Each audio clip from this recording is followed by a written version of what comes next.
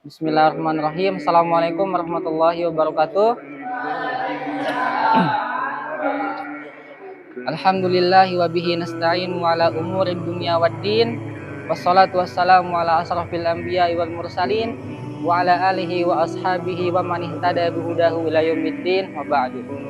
Pertama-tama, marilah kita semuanya teman-teman senantiasa kita panjatkan puji dan syukur kita atas kehadirat Allah Subhanahu wa taala yang masih memberikan kepada kita yang masih sampai detik ini memberikan kepada kita kesehatan, keimanan dan kesempatan untuk dapat melaksanakan salah satu kewajiban kita, yaitu apa? Salat duhur secara berjamaah. Dilanjutkan dengan ngaji, kemudian kegiatan yang seterusnya.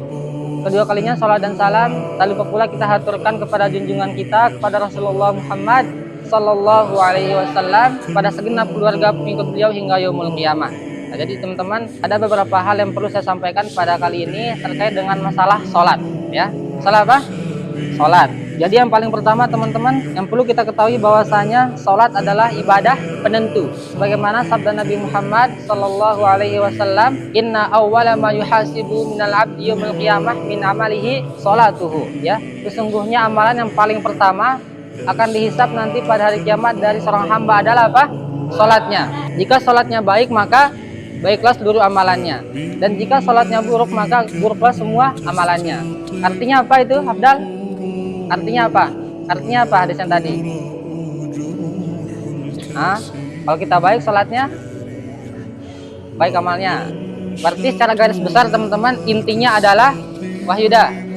Poinnya adalah wahyuda, sholat ini adalah ibadah penentu gitu. Meskipun semua yang lain itu mungkin kurang baik, kurang pas, tapi kalau sholatnya pas, sholatnya sempurna, maka semuanya ikut sempurna, gitu ya. Kalau sholatnya saja sudah buruk, sering masbuk, kemudian meremehkan sholat, bermain-main, maka walaupun yang lainnya itu baik, sedekahnya baik, sering bersedekah, sering membantu orang lain, itu akan ikutan menjadi buruk. Karena apa? Aksa? Karena apa? Karena sholatnya buruk, gitu ya. Jadi sholat adalah teman-teman ibadah penentu dari semua ibadah yang lain, gitu ya. Kemudian yang kedua, sholat adalah pembeda di antara kita dengan apa? Dengan orang non muslim. Apa kata Nabi Muhammad sallallahu alaihi wasallam? Al-ahdul ladzi bainana wa bainahumus shalah. Apa artinya wahyuda? Apa artinya itu? Coba bisa artikan. Pembatas atau pembeda di antara kita atau seorang muslim dengan orang yang kafir, dengan yang non muslim adalah sholat, ya. Faman tarakaha faqad kafar. Maka barang siapa yang sengaja meninggalkan sholat, maka dia telah kafir, teman-teman.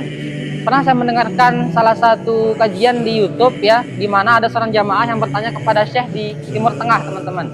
Dia bertanya seperti ini, bagaimana hukumnya kalau seandainya ada muslim yang meninggalkan sholat, gitu. Langsung dijawab sama narasumbernya, sama syekhnya itu, jangan katakan muslim kalau dia nggak sholat, gitu ya. Muslim itu ya sholat, kalau nggak sholat berarti bukan muslim. Itu adalah pentingnya ibadah sholat. Nah, kemudian sholat juga merupakan rukun dari agama Islam, ya, yang paling inti. Apa hadisnya?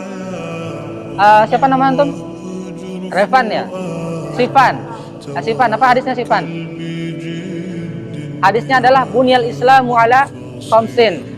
Syahadatu an la ilaha illallah, terus wa anna Muhammadar Rasulullah, wa tuqimus shalah, wa tasuma ramadhana, wa tahujjal baita in istata'ta ilaihi sabila. Jadi intinya adalah teman-teman yang menjadi pembahasan kita adalah masalah sholat.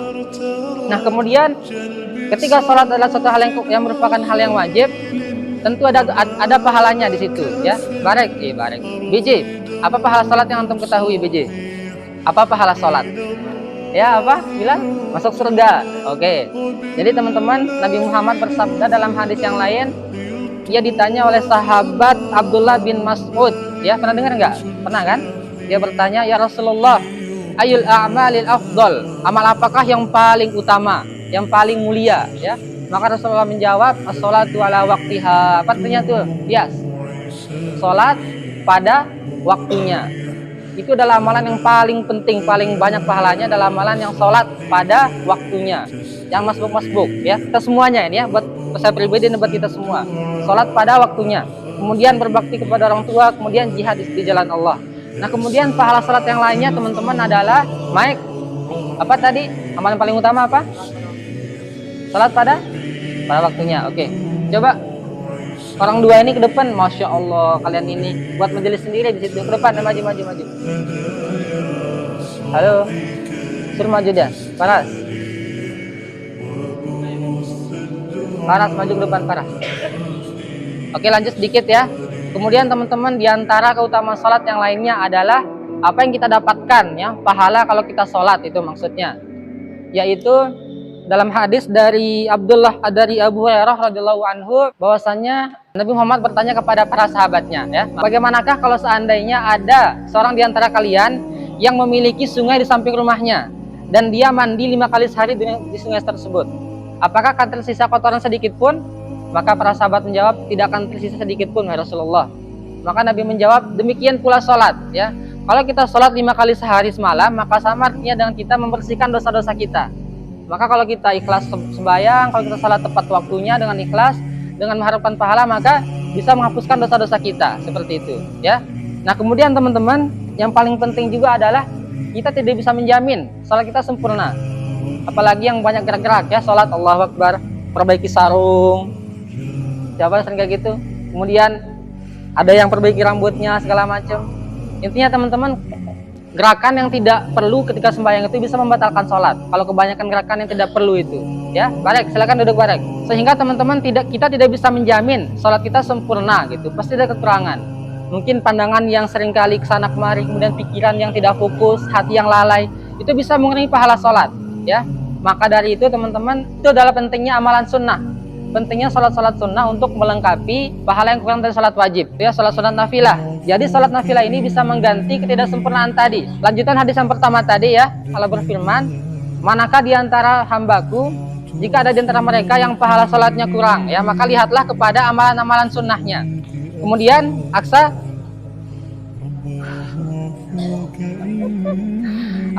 sempurnakanlah pahala sholat wajib tersebut dengan pahala sholat sunnahnya. Artinya apa itu? Siapa nama antum? Ya, siapa nama Siddiq? Yafik ya. Artinya apa itu Yafik? Apa keutamaan dari salat sunnah tadi Yafik? Menyempurnakan pahala salat wajib.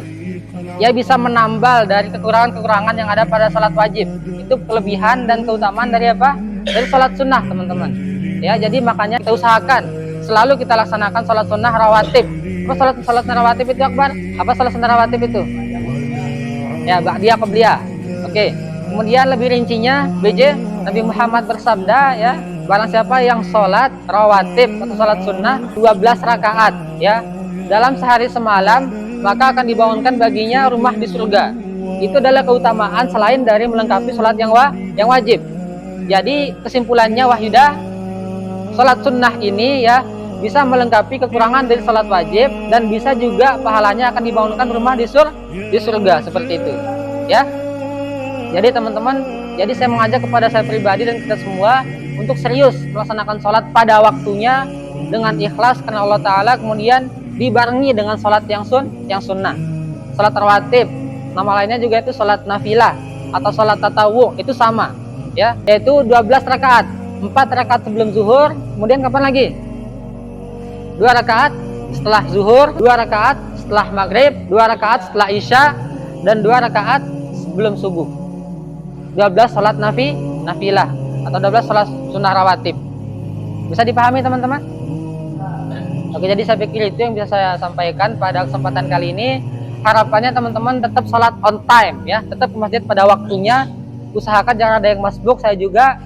Kemudian kita barengi ya, tetap kita konsisten melaksanakan sholat sunnahnya juga gitu ya, sholat sunnah rawatibnya juga, untuk melengkapi kekurangan yang ada pada sholat wajib dan untuk mendapatkan pahala berupa rumah di surga. Tentu nggak seperti rumah yang di dunia ini teman-teman ya, pasti sangat indah dan sebagainya. Ada pertanyaan mungkin? Siapa yang ikut kelas pembinaan itu? Sekarang ikut? Sekarang? Udah tadi ya? Berarti sekarang nggak ada? Oke dah. Jadi saya pikir itu teman-teman yang bisa saya sampaikan. Lebih dan kurangnya saya mohon maaf. Billahi fisabilil haq fastabiqul khairat. Assalamualaikum warahmatullahi wabarakatuh.